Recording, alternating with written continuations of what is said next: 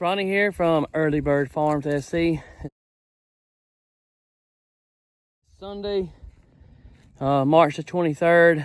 It's after church. Me and Bentley's out here working on the chicken coop. We got about an hour maybe to work before we got to go back to church. So what we done is kind of figured out where we kind of wanted it, and we have used some landscaping rocks, some flagstone rocks that I have here, put up under each one of these posts, and I've leveled it all out. Just kind of used a shovel to kind of dig down a little bit, and I got the post, the rocks on the post to kind of keep the post out of the water. And these rocks are kind of dome shaped, so the water should hit and run away. And so another thing that I'm doing is I put a little stiff leg in the middle to kind of catch the weight of the middle of the chicken coop. I'm gonna show you all this in a second. But to back up a little bit, yesterday, me and him ran to Home Depot and we picked up another sheet of OSB. This is like subflooring that we're using, like 3/4 inch subflooring, like the Avantech type of subflooring that's coated. And so we're putting in some blocking to catch where the edge of the plywood was used. But one thing I want to talk to you about is in my head I had this kind of drawed out. Normally I would have taken the time to draw all this out, and I would have, you know, kind of figured up on my own all the wood that I got and all. But I kind of doing this kind of not the right way. I didn't write none of this down, but I had a vision in my head of what I wanted. So I told him, this is really not the way you're supposed to do it. You're supposed to, you know, write it down, come up with your material list, go buy all your material, and then come back and start building it. But the problem is I don't really have a place to store a lot of material, and that's kind of why I've been doing it in little pieces. But in order to get my cut list, I used ChatGPT. I put in the size of the base that I wanted, the type of roof I'm gonna build, which is a slope roof. I put how tall the front wall was gonna be, how tall the back wall was gonna be, and I let it give me a cut list, and I let it give me a material list. And I took a little screenshot on the video that I have been showing here. So that's just one idea that you can use in the future. If you're building something and you want to come up with a material list, it'll be pretty accurate. It probably won't be 100% accurate, but it'll get you kind of close. And that's all I'm looking for. And this is just a chicken coop.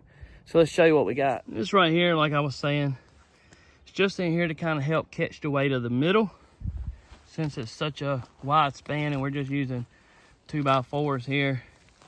And you can see I got 4 foot marked off here. So a 4x8 sheet of plywood is going to fit on here. So we got to have something to break the plywood on right here. So I got these marks, and that's what I'm about to cut right now. I'm about to cut some blocking to go across through here, and that will catch where the plywood will sit on and have a place to screw down that seam right there. So I'm using screws to start with, but I'll come back and put some 16 penny nails in here. I'm just using this kind of hold it, because you know screws are not really, they don't have the shear strength of a nail. So I'll come back and put nails in here. But it's kind of hard to nail these with these boards being so flimsy. Once I get these boards in, it'll stiffen this up a lot though.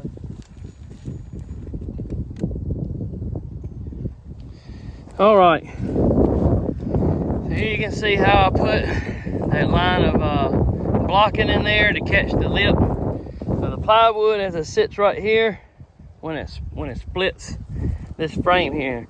Again, this frame is 6x8, so it's 8 foot this way, 6 foot this way.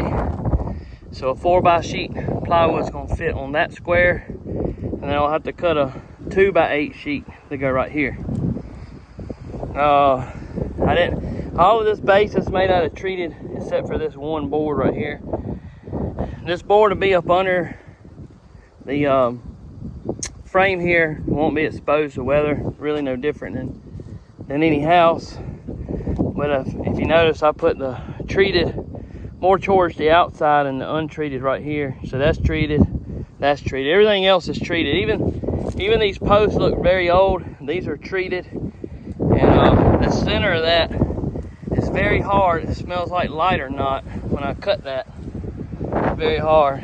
So went around, put 16 pitty galvanized nails in every one to add to the shear strength of the boards. But again, it's just gonna have probably 50-60 pounds of chickens in here, but I want to make sure it's sturdy. Wind got up very gusty while I was talking.